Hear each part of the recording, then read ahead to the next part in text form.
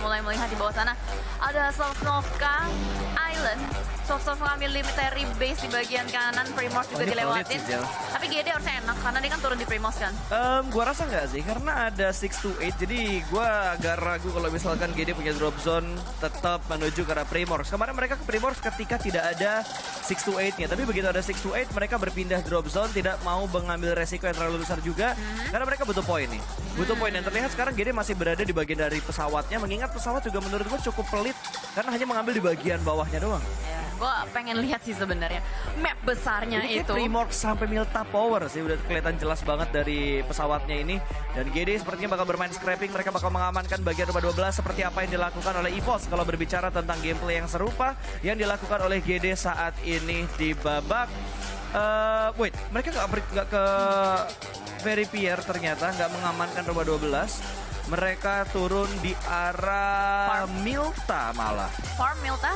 Ya, antara dua tempat itu yang bakal diincar oleh GD Kids untuk di game yang pertama. Alright, dan mungkin karena kekosongan yang bisa dimainkan, karena biasanya di bagian farm itu bakal diisi sama BTR dan juga BCS, tapi ternyata Genesis Dogma kayaknya nggak sendirian nih. Ada tim lain juga yang mungkin akan bertemu dengan mereka untuk di early kali ini. Tong Jabau ya kayaknya ya, yang warna ungu. Betul. Yang cukup berdekatan juga, dan gue nggak tahu apakah bakal terjadi baku tembak atau tidak, karena sementara waktu ini itu ada satu yang naik mobil dari attacker, kayaknya udah mulai bermain juga, dan harusnya dari attacker dia bakal langsung regroup, atau dia malah manggil kawannya nih untuk menghajar player-player dari GD. Kalau dilihat pergerakannya sih kayaknya ada satu pemain dari TJP yang bakal mendekat menuju ke arah farm, di mana pemain-pemain GD turun di bagian sana juga. Sementara kalau kali ini kita bakal lihat POV dari beberapa player yang sudah mulai melakukan looting untuk early game mereka, termasuk para boy yang sudah mendapatkan helm Vertigo Vest di level 1, tas juga di level 1, belum tahu ada weapon apa, ternyata belum ada weapon yang diamankan oleh seorang para boy. Dan ini dia, Wow. dari GD Kids yang ternyata sedikit mengamankan area Miltanya. Tapi kok bisa ada The Savior di Milta juga? Ya, karena The Xavier kena depak dari Pochinkinya. Ya, tapi bisa gitu loh, berpapasan kebetulan banget di Milta juga. Dan well, kita akan lihat lah apakah GD bisa dapetin lootingan yang banyak atau enggak, karena dengan adanya penghuni lain selain GD untuk di Milta ini, mereka pastinya minim banget untuk bisa mengeksplor kota. Dan karena dari The Xavier sendiri pun dia ngambil langsung ke bagian tengah-tengah Milta, jadi secara lootingan gua rasa akan lebih gemuk atau puas untuk di The Xavier-nya nih. Ya, harusnya iya, karena mereka mengambil bagian tengah dan daerah cafe juga diamankan oleh pemain-pemain dari The Xavier. Dari GD tadi kalau nggak salah mereka hanya mendapatkan 3 atau mungkin 6 rumah yang ada di pinggiran Miltanya. Namun belum tertangkap permainan ataupun gameplay dari rotasi pemain GD yang lainnya juga. Dan ini dia, masuk ke bagian Desna yang sudah mulai tembakan Vesa Furious. Ada 3-13 yang bakal dicap dari bagian belakang dan sudah mulai low HP. Dan ini dia, sebuah pergerakan yang begitu barbar. Lagi dan lagi bertemu antara MS Konburi dan juga DRS. Poin pertama bakal masuk menuju ke arah tim DRS kali ini. DRS ini lagi-lagi ya salah satu tim yang menurut gue dia tuh ibaratnya kayak kembang api gitu loh. Sekali meledak duar, meledak. Tapi ini dari kemarin, Jel. Tapi DRS tuh ya lu tau lah, ini kan line up-nya nggak pernah berubah ya. Iya, betul. Yelzen, AJ, Mafia Ninja sama Sinima. Iya. Ini tuh nggak pernah berubah line up-nya, dan gameplay mereka tuh selalu seperti itu, seperti kembang api ibaratnya. Kalau lagi meledak ya meledak. Betul. Tapi kalau misalkan lagi ya melempem, tapi kita melihat lah apakah dengan dia membuka hari dengan satu elimination dia kantongin, bermain seperti preman gitu kan Wow. tadi. Siapa tahu dia naikin boostingan mental juga, bisa jadi. Dan dari kemarin mereka tuh selalu aja ketemu sama MS Chonburi di Asnaya, tapi mereka benar-benar masih ngotot juga. MS Chonburi udah kehilangan 1, dan kita lihat apakah MS Chonburi bisa bermain segalak di SEA apa nggak nih? Kayaknya kalau dilihat dari permainannya MS Konburi, mereka masih belum terlalu bisa menonjolkan permainan mereka. Agak sedikit struggle untuk di weekdays kemarin sampai akhirnya mereka agak sedikit ngecun dan mendapatkan WBCD sampai akhirnya mereka bisa finish di peringkat ke-7 dengan total ada 70 total poin yang mereka kumpulkan di weekdays kemarin, yang membuat mereka akhirnya bisa bermain untuk super weekend yang pertama. Tapi terlepas dari gameplay dari MS Konburinya sendiri ya, ini dua tim yang ngotot banget untuk memperebutkan daerah Yasnaya-nya. Dari hari pertama loh. Ya. Dari hari pertama dan dari e-wrangle pertama mereka masih ngotot banget untuk turun di arah Yasnaya dan kontes bersama dengan tim DRS. Walaupun ada beberapa momen yang mungkin kayak silih berganti, tapi ini masih belum ngebuat salah satu dari kedua tim itu mengalah dan melepaskan Yasnaya-nya. Ya wajar juga sih kalau Yasnaya untuk direbutin ya, karena itu juga kota besar, jadi gua rasa masih bisa lah untuk di sharing ke antara dua tim. lain cerita kalau misalkan kita ngomongin satu kota kecil seperti Pochinki. Ya. Itu kalau misalkan udah direbutin dua tim kayak Nikma sama si Xavier, itu gue rasa udah pasti bakal ada satu tim yang berusaha untuk mengalah lah, at least untuk mundur. Karena Yasnaya sejauh ini, oke, kayaknya mereka ngerasa masih bisa sharing, tapi sharingnya tuh ibaratnya kayak masih dengki-dengkian gitu loh. Iyalah. Kayak tetangga kok gitu sih? Tetangga kok gitu sih, kayak sebuah sitkom Iya, ya. jadi kayak ada rasa kesel-keselan gitu kan. Alright. Jadi ibaratnya walaupun tetanggaan tapi masih nggak suka. Kayak kalau misalkan nih tetangga ada yang masang wifi baru gitu kan, liatin, ih pasang apaan sih itu? Berarti sama kayak orang pacaran ya. Gitu. Katanya sayang, kok nebengin orang lain? Iya.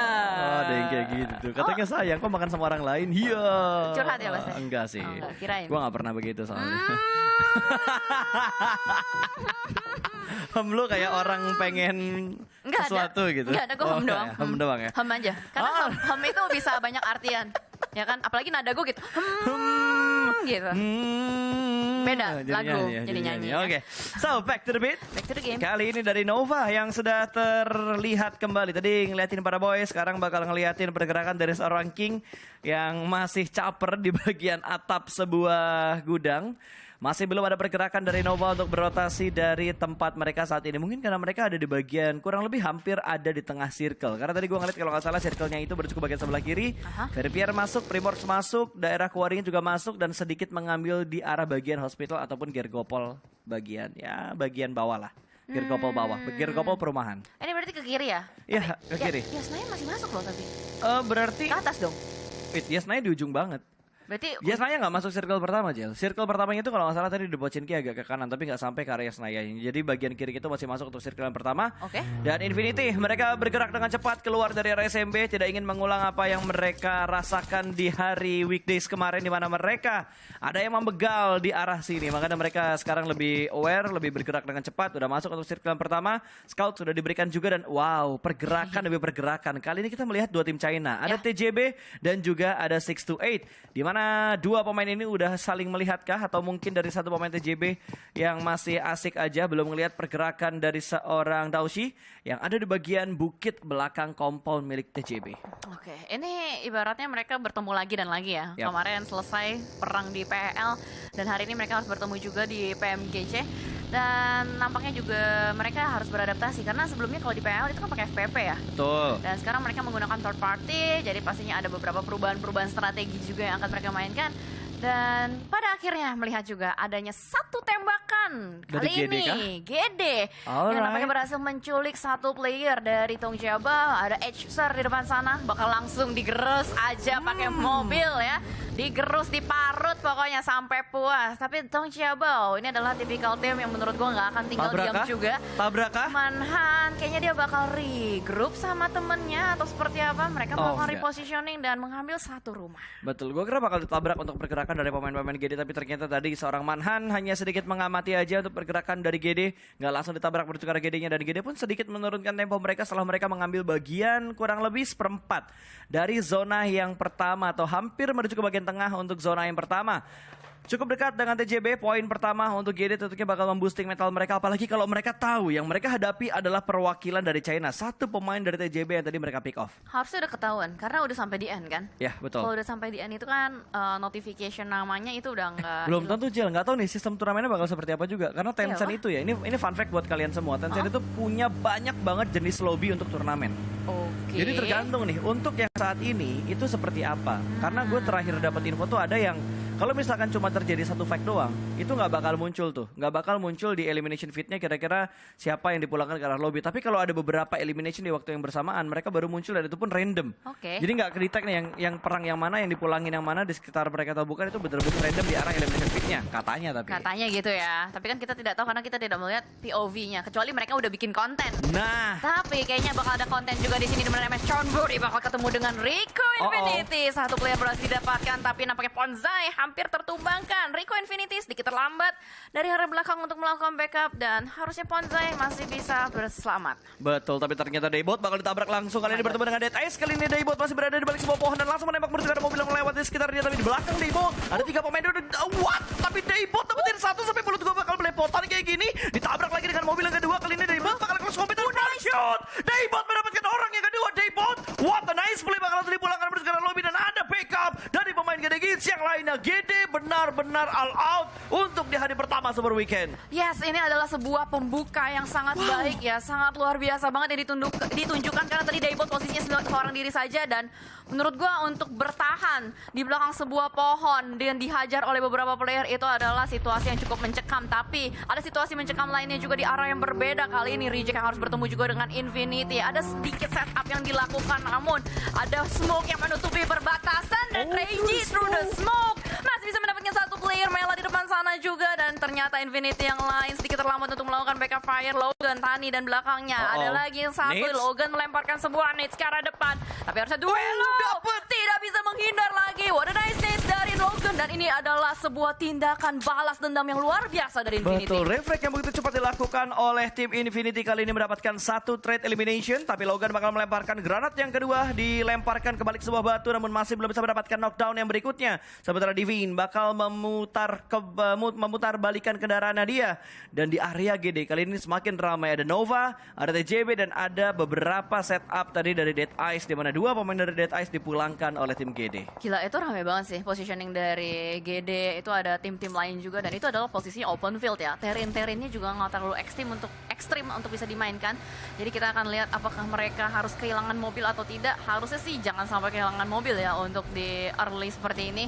Ini baru circle kedua, baru menit ke-11. Ternyata udah ada beberapa fight yang cukup intens dan sudah ada beberapa tim yang mau tidak mau harus kehilangan beberapa player yang ada. Bahkan ternyata Reject harus menerima balasan dari arah yang berbeda. Ada 6-8 join the fight juga, tapi dari MS Chonburi mungkin mereka akan masuk dari arah yang cukup kosong nih kalau gue lihat-lihat. Betul, dan mereka kayaknya bakal sedikit menghindari pertempuran untuk beberapa tim yang mencoba memotong rotasi mereka gitu. Mereka udah kehilangan satu, mereka nggak ingin kehilangan beberapa pemain mereka lagi. Dan lihat dari seorang Reggie, Bannya boncos bannya ya. udah mulai bocor dan ada tapping fire dari arah GD. Harusnya tadi low HP, namun masih bisa menghindari beberapa peluru panas yang dilontarkan dan ditembakkan oleh pemain-pemain dari GD Kids. Sementara GD masih cukup berani untuk mengontrol area ini. Belum terlalu banyak pergerakan yang mereka buat dan sudah mulai ada scout yang dilakukan oleh seorang Booms. Kayaknya mereka bakal menuju untuk checkpoint berikutnya. Ya harusnya sih, nggak bisa terlalu lama juga untuk bermain di bagian open field seperti itu. Dan kita melihat di sini untuk maps-nya ya, agak menarik kita melihat di mana nggak menumpuk di center, nggak banyak juga yang melakukan gatekeep, jadi lebih ke arah menyebar, spread out aja. Tapi ternyata di bagian for rifles sudah ada beberapa tim juga yang mungkin akan berusaha masuk di zoning out oleh player-player dari for rifle dan mau tidak mau tim-tim tersebut harus putar balik. Ya, mau nggak mau harus football untuk mempertahankan dan mendapatkan placement terbaik di game yang pertama. Karena menurut gue game pertama itu bakal penting banget.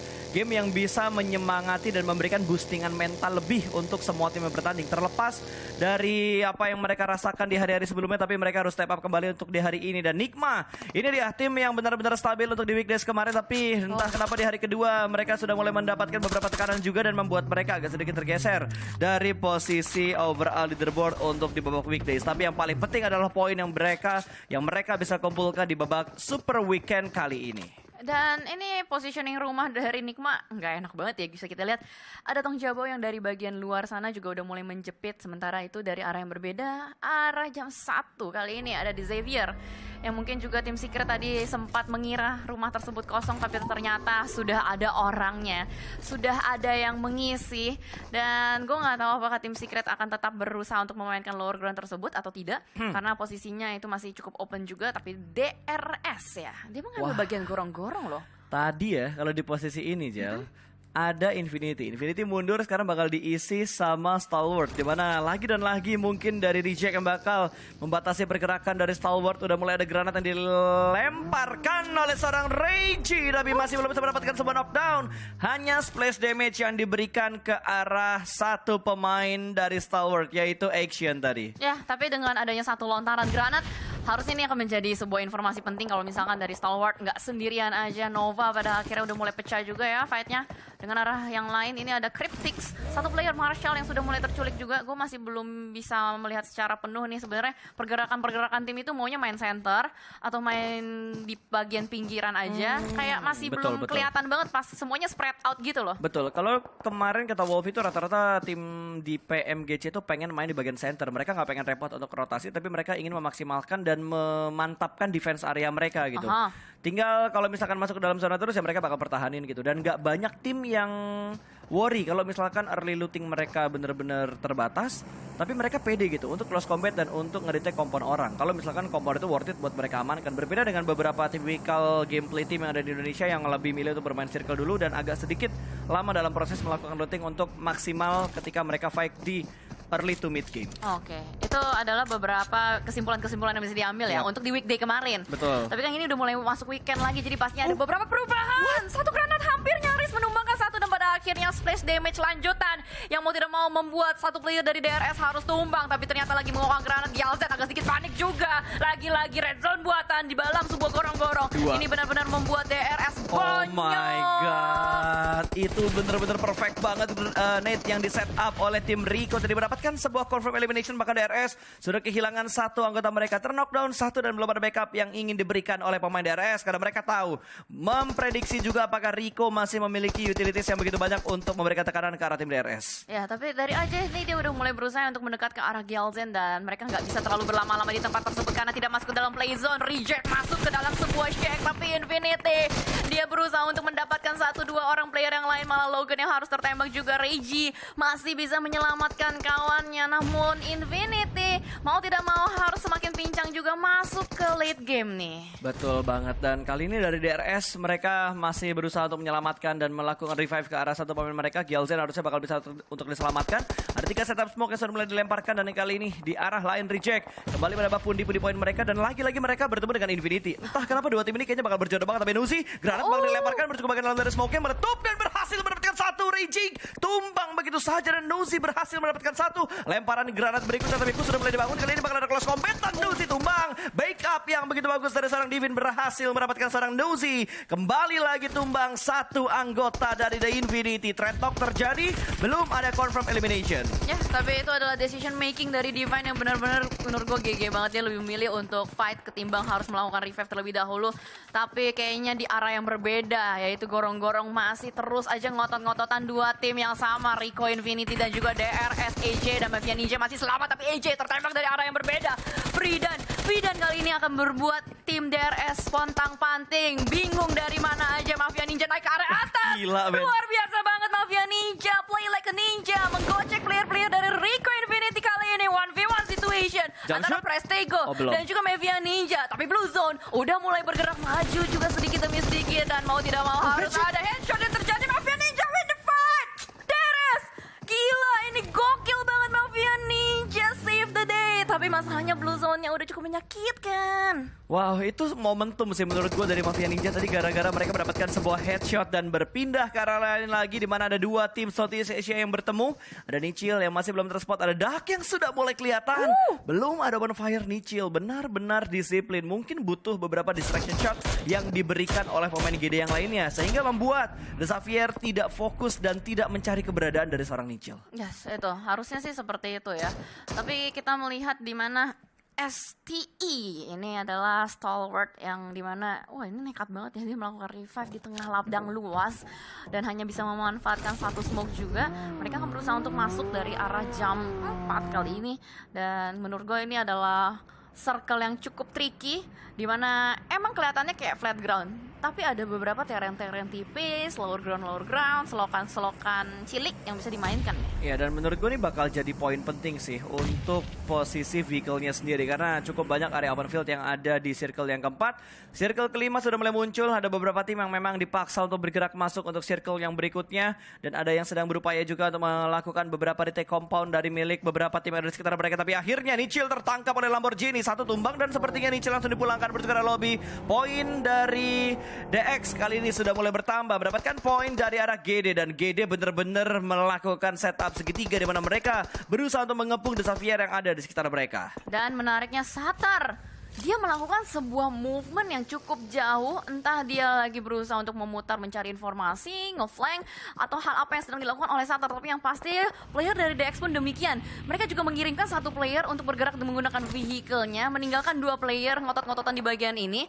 Dan sementara satu player yang lagi berputar-putar di bagian belakang kayaknya berusaha untuk mencari informasi. Satar pun terkena tembakan tembak bertembuka di depan sana, tapi ternyata sudah mulai bangkit berdiri juga. Tidak bisa bertahan, Lamborghini win the fight. Dan kali ini player-player player dari DX pun kayaknya menang dari segi jumlah. Betul, sudah mulai dipulangkan dua pemain dari GD dan hanya menyisakan seorang Satar. Lagi-lagi menjadi last man standing untuk tim GD Kids. Star pun langsung bergerak menuju ke bagian dalam dari zonanya, sedikit mengamankan sebuah kompon dan kali ini bakal ada 3 lawan 1, tapi Tiny berhasil mendapatkan satu pemain di bagian dalam dari Shake-nya dan sempat ternyata memberikan sebuah perlawanan yang begitu ketat dan what? One man show dari seorang Tani berhasil meratakan Nova bercekaran lobby. What a nice play. Sebuah control shake dan juga timing granat yang begitu bagus berhasil memulangkan Nova bercekaran lobby dengan hanya seorang diri, Jel. Itu gila banget dan tadi dia membuat sebuah jebakan Batman dengan sebuah granat. Itu menurut gue game changer buat seorang Gatani. Tapi itu luar biasa dan dia bisa memperpanjang survival rate-nya dia untuk sejauh ini. PUBG di arah yang berbeda juga. MS Chonburi tidak bisa bertahan karena adanya gangguan dari reject arah yang berbeda. Cukup menarik kali ini 12 tim masih bertahan. 20 menit waktu sudah berlalu. Ini benar-benar padat banget. Semuanya berebut-rebutan untuk bisa mendapatkan tempat nyaman. Tapi tidak bisa semudah itu Ferguso. STE 628 masuk dari arah yang berbeda. Diam-diam ternyata dia nyampe ke sampai late game. Betul, itu benar-benar memberikan backstep yang tidak diduga-duga tadi. Ada beberapa tim saat ini sudah mulai berdepet, bahkan ada tapping fire dari Sunan. Tadi mendapatkan satu pemain dari Stalwart yang ada di bagian seberang sana. Ini battle STE ya, antara STE lain dan STE yang lainnya lagi. Secret mengamankan sebuah lower ground, bahkan ada close combat untuk merebutkan sebuah kompon. Ada tembakan balasan lagi dari tim Secret yang sudah mulai voting dengan 3 vehicle yang mereka punya. Sementara Secret yang lainnya juga, bukan Secret yang lainnya, tapi anggota Secret yang lain melakukan defensif di bagian sebuah broken shake dan masih ada through the smoke dari attacker TJB. Perlahan-lahan mereka bergerak keluar dari area kompon dengan begitu tebalnya wall smoke yang mereka buat. Tapi di arah lain dari Forivals kali ini benar-benar melakukan barbar gaming Israel through the smoke dan meratakan satu dan dipulangkan bercekara lobby. Nikma pun rata. Mereka dipulangkan bercekara lobby. Secret juga sudah mulai chaos dan perang terjadi di mana-mana. TJB yang bergerak di dalam smoke kali ini bakal mendapatkan tekanan. Ada seorang Rital yang akan bergerak kali ini sudah mulai memasak granat, sudah cukup matang 4 detik, 5 detik bakal langsung dilemparkan. Ini matang banget, meletup dan mungkin bisa mendapatkan knockdown, tapi ternyata jaraknya masih agak terlalu jauh. Gila, ini For Rivals membuat sebuah gatekeeping yang luar biasa. Rit seorang diri diutus untuk menjadi barikade terdepan dan dia seorang diri menghadang player-player yang sedang berusaha untuk naik gunung. Tong Jabo kali ini yang menjadi mangsa dan target selanjutnya masih berada di bagian lower ground, masih belum ketahuan juga, belum terdeteksi. Tapi ini granatnya 3-point shot untuk Riz dari For Rivals. Udah kayak lagi nonton basket, tiba-tiba 3-point shot dari seorang Rit tadi. Gila men, ini bener-bener mendebarkan banget untuk di Erangel yang pertama. Bahkan ada Forevol sudah mulai membangun pergerakan mereka menuju masuk dalam zona dan tiba-tiba Rit tertangkap oleh tim Secret. Satu ter-take down, tapi The Xavier berhasil mengamankan sebuah broken shake di bagian luar ternyata. Sudah cukup dekat dan iShot hampir mendapatkan satu. Lamborghini juga terkena hitmarknya namun masih belum bisa ada knockdown yang diamankan oleh pemain Secret ke arah Xavier. Yes, benar banget. Tapi The Xavier pastinya udah bener-bener bonyok banget karena nggak cuma tim Secret yang menargetkan posisi dari mereka, ada juga For Rivals kali ini. Apple dari belakang sebuah batu memberikan sebuah distraction, namun ternyata dari area yang berbeda juga. Somehow 6-8 udah masuk ke dalam zona dari satu pintu masuk yang bener-bener kosong banget. Ini luar biasa banget, agak sedikit mengejutkan yang ternyata rotasi dari 6-8 ini. Betul, bahkan mereka menguasai kurang lebih ya 30 atau 40% dari zona yang ke-6. Benar-benar mereka kuasain banget. Mereka melakukan setup di 1-1-2. Dua orang menahan di bagian pinggiran circle, sementara dua orang lain mengamankan seperempat dan untuk tengah circle di lingkaran yang ke-6. Dan termakan oleh Blue Zone, tinggal 3 tim yang tersisa. Tiba-tiba prosesnya begitu cepat dan pengikisannya juga begitu cepat, Jel. Yes. 3 tim yang tersisa, hanya Infinity yang bonyok. Dari 6-8 dan juga Secret, mereka masih cukup prima dengan 3 anggota untuk Secret dan 4 anggota untuk 6-8. Tapi ini yang paling prima adalah 6-8. Bahkan tim Secret harus masuk dari bagian utara, satu player tumbang. Kali ini membuat tim Secret semakin pincang. Ini gua rasa kesempatan besar dipegang oleh tim 6-8 dengan performance mereka yang luar biasa, rapi, dan kali ini udah confirm banget, yakin banget, terobos aja lah maju ke arah depan. Jumper sudah dicari dan sudah terdeteksi juga 6-8. Win the fight kali ini 3-4 bahkan lawan 1. Wah, ini udah harusnya konfirmasi cukup jelas bahwa WWCD pertama bakal diamankan oleh 6-8 dari China dan hanya tinggal mencari keberadaan terakhir untuk seorang Tony. Tapi tadi berhasil meratakan Nova. Apakah kali ini dia berhasil meratakan satu tim kembali bertukar lobby, tapi bakal ditabrak dua pemain bergerak begitu aja menuju ke arah Shake milik seorang Tani. Ada sedikit free fire yang diberikan, tapi sandwich position front shoot-nya masih belum bisa mengamankan posisi WWCD untuk tim Infinity. berarti congratulations untuk 6-8 mendapatkan winner chicken dinner di game pertama dengan 8 elimination. Gila, 6-8 membuka hari dengan luar biasa. Ini berarti 3 hari PMGC berjalan.